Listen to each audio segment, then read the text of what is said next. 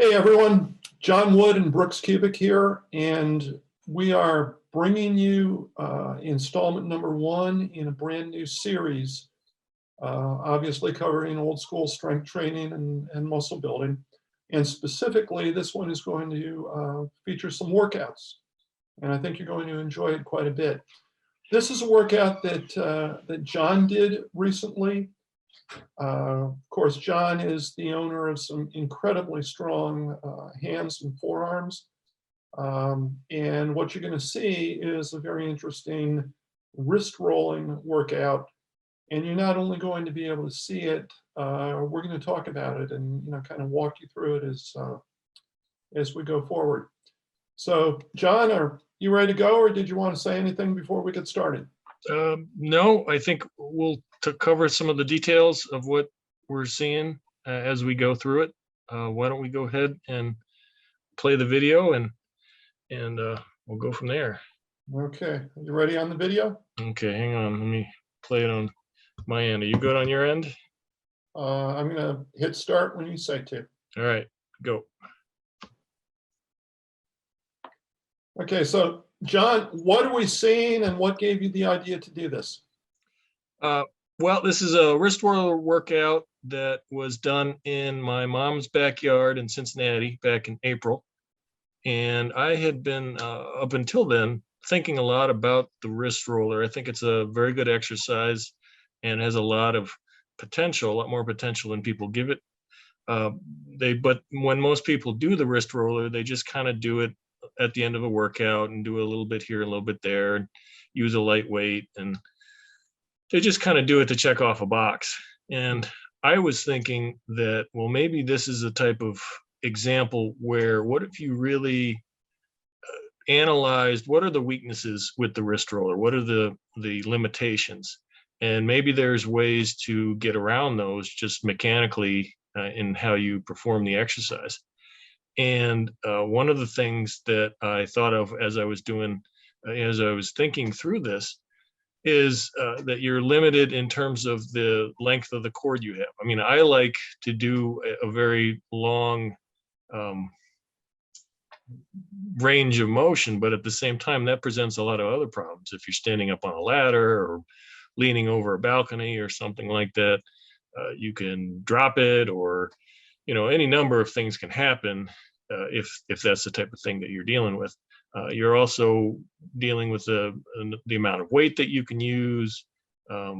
Form comes into it. There's always discussions between, do I hold my arms straight out, or do you do it at your, kind of hold it down? But if you're holding it near your waist, with a typical cord, you're only getting maybe a foot or so of range of motion. So all of these limitations were kind of swirling around in my head, and I said, well, why don't I try something different? Why don't I do it just like you employ the sled to kind of take out some of those problems?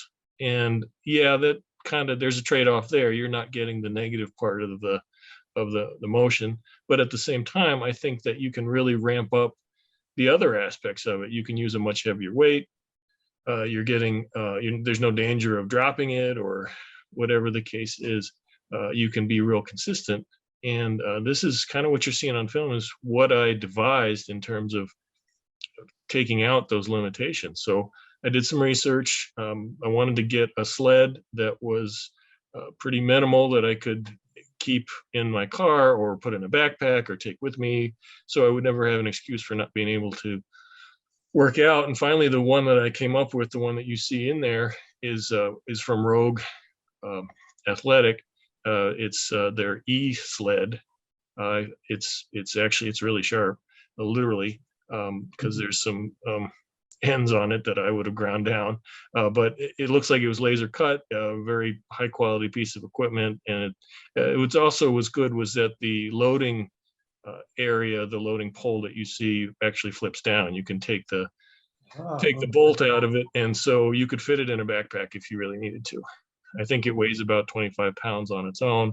And it's nice because they have on either side, the ends are bent up so that you don't struggle to put weights on or get them off once they're already on. There's already a an area where you can hook your fingers underneath it to lift the weights off. So, and then there were some other issues with, I wanted to be able to use heavy weights for a long range of motion. And this is an Iron Mine wrist roller I've had for probably 25 years.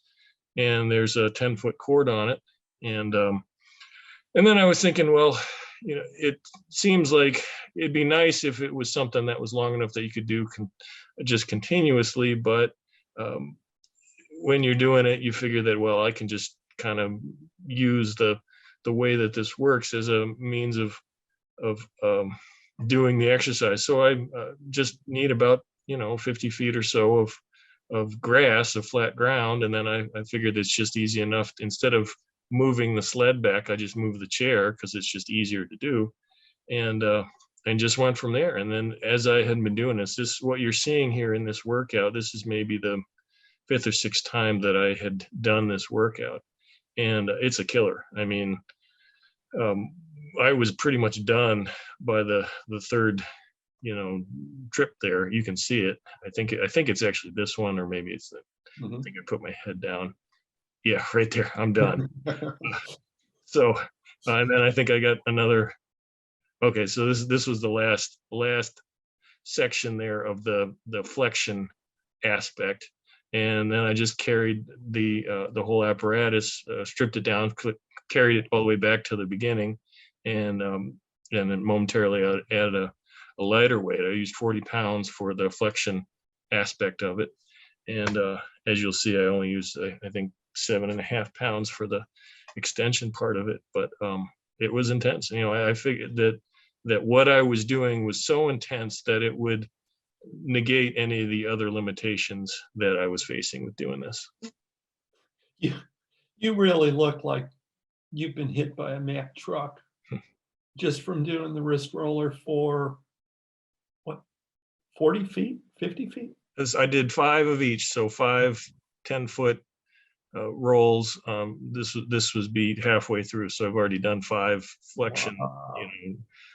But you figure that you're moving it, and it's not a perfect 10 feet, and it's you can have a little bit more consistency, which I like, but there's other factors that are just going to be random. I mean, the grass, the coefficient of friction with the grass that day, Yes. whether it had been cut recently or not. But I honestly don't worry about it. I just figure that there's enough there that I can be consistent with it to where I'm getting what I need out of it. So this is doing the extension side of things. So rolling the opposite direction from what I was doing earlier, and I'm using a much lighter weight, but it's a killer. Oh yeah, absolutely. How thick is the wrist roller? 2 inches. Okay. Wow. So I'm just going to right about where the sled is fairly breaks the plane of where my feet are positioned. And then I like the way that this is set up. Rather than doing it standing, I find it doing it seated is more effective because you're slightly braced. You don't have the temptation to pull the sled. I think I might end up doing it a couple times on its own, but I like the fact that I'm kind of braced to where the force is being applied. Lets you really direct the work to your forearms. Exactly. Okay. Oh yeah. Okay. Now we can see now, just from the way you're moving and the expression on your face, this is starting to kick in. Yeah. My hands are starting to feel kind of numb at the moment. So. Oh yeah. Wow. Love it. So, and another thing I would mention for this particular workout is this was back in April, so it's been a couple months. I would not do this workout now, only because what I found is trying to do flexion and extension on the same day with a much heavier weight is just way too much. So I split it in half. I'll do flexion in one workout, and then a couple days later do the extension. But I found that it is so intense and so effective that it has to be split in half to where there's more recovery time. How does this workout affect your ability to hold on to the bar in other exercises? you're pretty well spent after you do this. So if you're going to do it in your workout, probably a good idea to do it last as a finisher of sorts. And but I mean, I think one of the things that you need to do just to be successful in general is figure out how everything in your workout interacts with everything else. And so you don't want to or at least just understanding that fact. I mean, sometimes you can do certain exercises first and then do them last in your workout, and they'll be entirely different because there's the other accumulated effect of the other things that you've done that day. Your speed has diminished enormously. Oh yeah, Look at that. Oh man, you can barely move your hands yeah, with no weight, I imagine. yeah. There's only 7.5 pounds on there right now. Wow.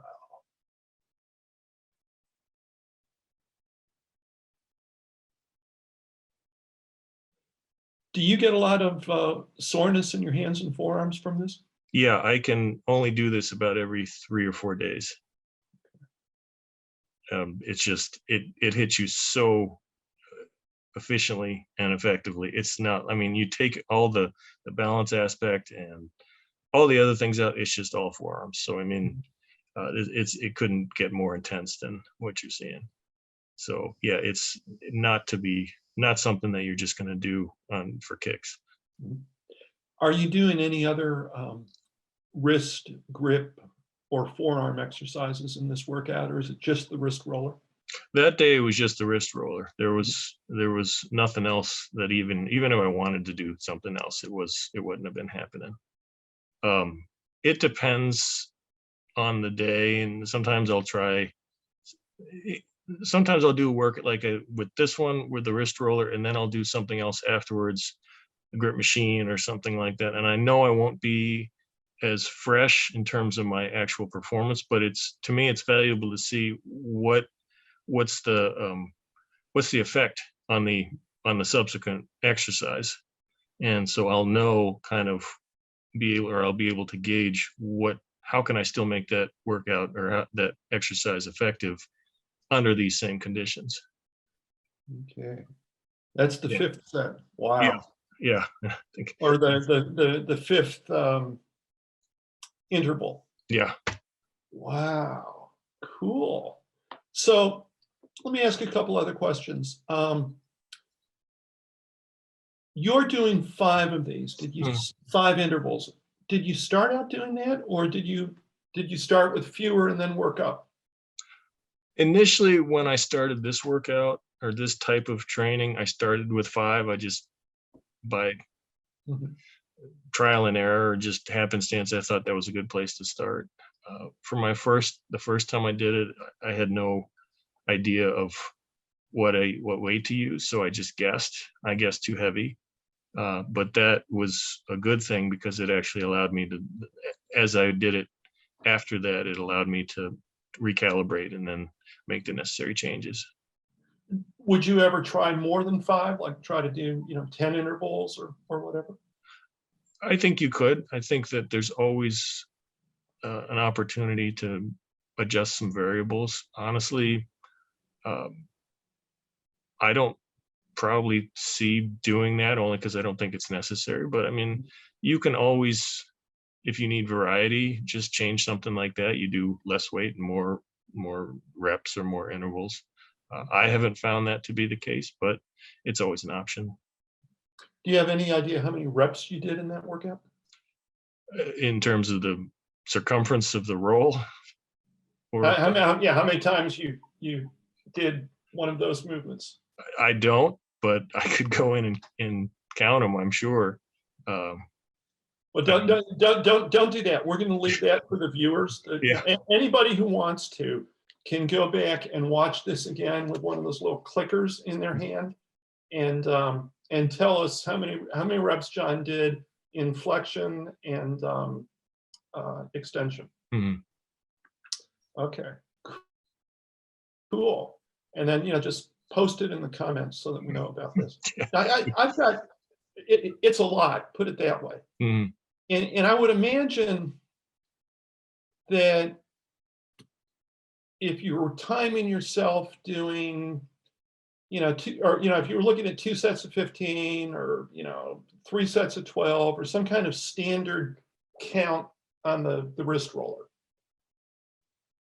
you'd be so far past that doing it this way, it wouldn't be funny. Mhm.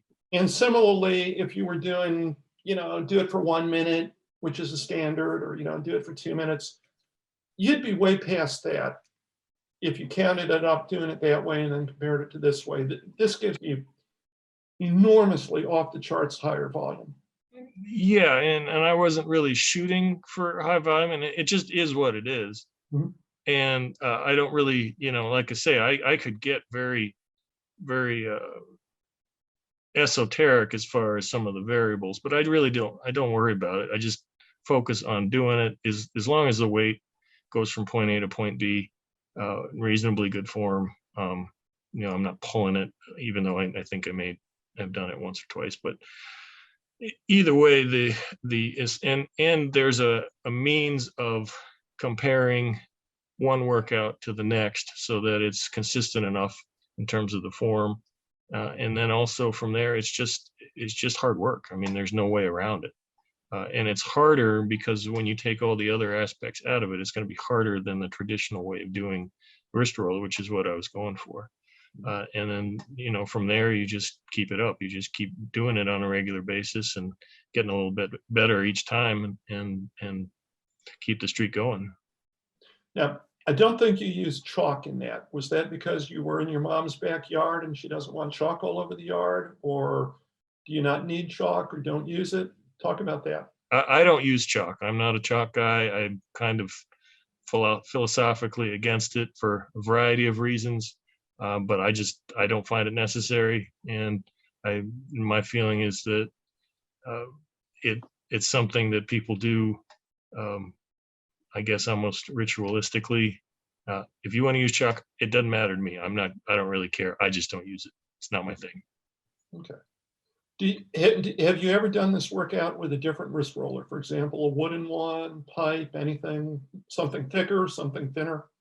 I have not so far. I do a lot of different types of wrist rolling, but because of the way this one is, this particular wrist roller is very durable, Mhm. being steel pipe. So it's something that I know is going to be able to handle what I'm asking it to do.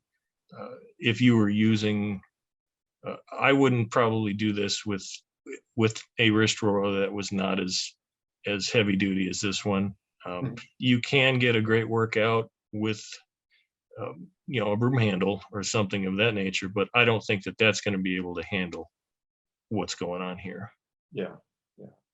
So have you ever tried, or have you ever thought about trying doing this workout out at the beach on sand, or doing it on a slope so you're pulling it uphill, or any of those fairly obvious variations?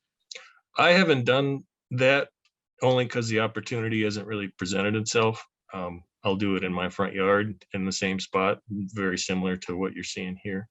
But the terrain that you're on can certainly change the workout Mhm. considerably. Obviously, sand is a whole different animal, or pulling it uphill, and heavier weight. I mean, I right now, I think I'm using 15 or 20 more pounds than what you're seeing in here. But I could certainly load it a lot heavier. That wouldn't be an issue. And so, and have experienced, that what I believe, even though I've done a lot of grip training of various sorts just from this alone, and I believe that this particular exercise is the reason for it, but visible growth in the forearms, the wrists and the forearms, and that area just from this, because the stimulus of this exercise has been just so intense. Did you say you're now using significantly more weight than you were using in the video? Yeah, about 20 more pounds on both sides. Um, Wow. Okay. so part of it is just sticking with it and Mhm. going from there. And I also, not just with this, but with wrist rollers in general. And I plan on writing up some more articles for some of my newsletters, is that a wrist roller as a training technique, I think, has a lot of different options that you can experiment with. So I've got wrist rollers which are thin, wrist rollers which are thicker or longer, or I've actually, one of the things I've been doing recently is using a much thicker cord. I've got a 1/2 inch cord itself is a 1/2 inch thick, and so how does that affect the exercise? So I'm, no one, I don't think, has really done a lot of experimenting with wrist rollers. There's been a little bit out there with different shapes and things like that, but I really want to, see what some of these different variables lead to. Well, that's really cool. What else do you want to share with folks who might want to give this a try at home or at the gym or wherever they train? I think it's pretty straightforward. I tried to devise this as something that could be done anywhere. And it was interesting because one of the comments on this particular video was that, hey, that looks great, but I don't have a backyard. I live in an apartment. And I'm just like, somewhere there's some green space, figure it out. If it's important, you'll do it. You could actually, assuming that you have something strong and durable to use as the wrist roller, and a strong, durable rope or cord or cable, you could figure out some way to do this pretty much with anything, anywhere. I mean, you could do it with a duffel bag, a sandbag, a backpack, a children's sled, a rock, a log, a barbell plate, I assume. It's all going to be different, but you can get it done anywhere. I don't care where you are, where you live. There's a way to do this. And, I think any way that someone did it, as long as they put in the kind of effort that you put in, they're going to get pretty good results. Yeah, I considered at one point just using an old tire, Okay. Yeah. which is doable. Yeah. It's not quite as portable as the sled, but hey, whatever. I mean, the point here is that be resourceful, and if you don't have these particular options, I did a lot of research in figuring out the best sled for what I was looking for. I have a sled that I use for other things, but it's not the kind of thing you could put in a backpack. Mhm. And so I got this one specifically to do this exercise. But if you had the motivation to do something like this, it wouldn't be hard to figure out other ways of doing it without these exact pieces of equipment that I have. Yeah. That's very, very interesting. Well, John, thanks for sharing, and I'm sure that viewers are going to enjoy it. I hope they leave the likes and the thumbs up and all of that, and comments. We would love to get comments from people. You probably have lots of questions that we didn't cover, or comments, or just are curious about how to integrate this type of thing into your own training. That's what the comments are for. So take advantage of that. Lots and lots of comments. And of course, this is social media, so feel free to share, bring other people to the site, and help us grow it and get the information out to as many people as we can. And trust me, we're going to be doing more of these. As I said, this is number 1 in what's going to be a regular series. So sign up and subscribe so that you get the notifications, and you're going to be seeing a lot of real good stuff in the future. So good job, John. That was intense. That was very cool. Thank you.